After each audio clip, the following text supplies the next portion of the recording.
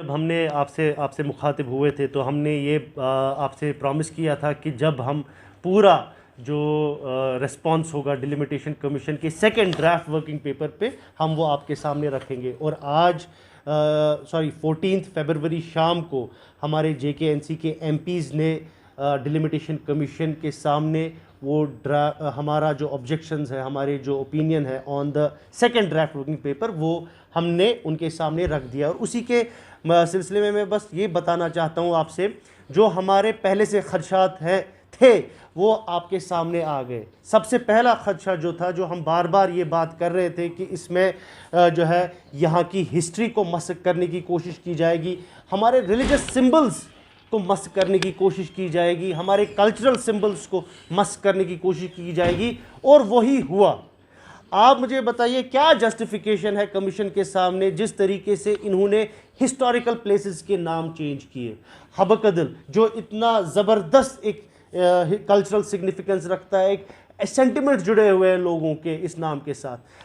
भटमालू, आपको ये पता होगा भटमालू किस एक रिवर्ड सेंट है हमारे भटमालू साहब, उनके नाम पे भटमालू कॉन्स्टिट्यूंसी का नाम रखा गया था। क्या मकसद है कमीशन को कि इन्होंने इस नाम को भी खारिज कर दिया।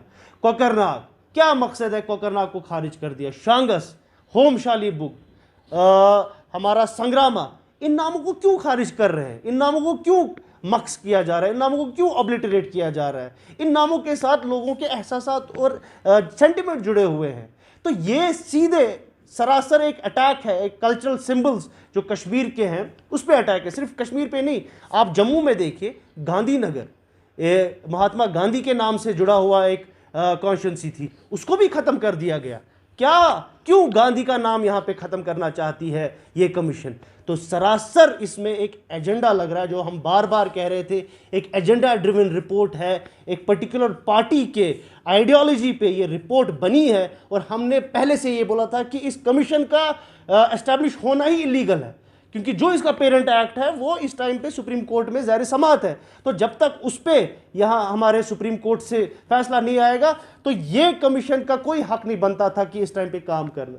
वो हमारी पहली इस पे ऑब्जेक्शन थी। दूसरी ऑब्जेक्शन जो हमने उठाई वहाँ कमीशन के सामने, वो इन नामों के बारे में, जो हमने ये नाम मैंने आपके सामने बोला। तीसरा और सबसे इम्पॉर्टेंट, जो हम पॉपुलेशन पे हमने हमेशा एम्फेसिस डाला है, जब भी डिलिमिटेशन होती है पूरे कंट्री में, उसकी एक बेसिस जो है वो पॉपुलेशन बनती है। और पॉपुलेशन किस बेसिस पे होगी, जो लास्ट सेंसस हुआ था, और लास्ट सेंसस 2011 में हुआ था। और वो सेंसस के तहत, और अगर आप कंपैरिजन करेंगे पॉपुलेशन का, Kashmir province has 15 lakh more population than Jammu province. 15 lakh population या 15 लाख लोग यहाँ पर जम्मू प्रोविंस से ज़्यादा है। तो क्या जस्टिफिकेशन है कि आप जम्मू प्रोविंस को 6 सीटें दे रहे हो और कश्मीर जहां 15 लाख जम्मू से ज्यादा है उसको एक? What is the reason? सामने आप रीजन तो अब आपके सामने आ गया। 3 सीटें, मैं 3 सीटों की बात करूंगा और कश्मीर की 1 सीट की बात करूंगा। जम्मू प्रोविंस में बनी है, माता वैष्णो देवी है और तीसरी पडर है। अब इन 3 सीटों को मिला के अगर आप देखें, वो टोटल पॉपुलेशन बन जाती है 1,99,000। यहां 3 सीटें मिली है 1,99,000 लोगों को। और अब आप आइए कश्मीर में, देखिए, उठाइए यहाँ का रिपोर्ट, और उसमें जो इन्होंने प्रपोज किया है, आपकी जो साउथ कश्मीर में डूरू सीट पड़ती है, उसमें पॉपुलेशन कितनी है? 1,92,000 समथिंग। तो यहाँ पर 1,92,000 को सिर्फ 1 असेंबली सीट, जम्मू में सेम पॉपुलेशन को 3 असेंबली सीटें। तो ये कहाँ का इंसाफ है?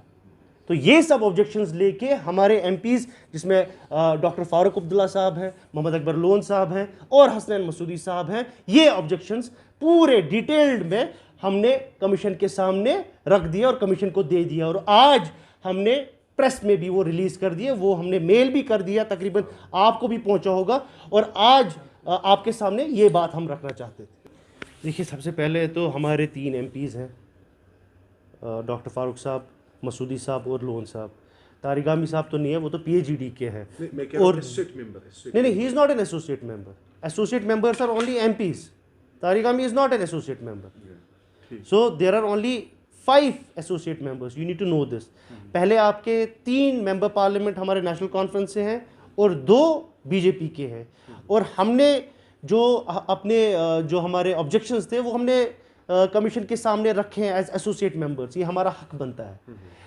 लेकिन अब आपने सवाल पूछा कि क्या वो उस पर अमल आएंगे। देखिए लीगल अगर आप एज पर लॉ देखेंगे, they are not bound to accept the recommendations, वो बाउंड नहीं है।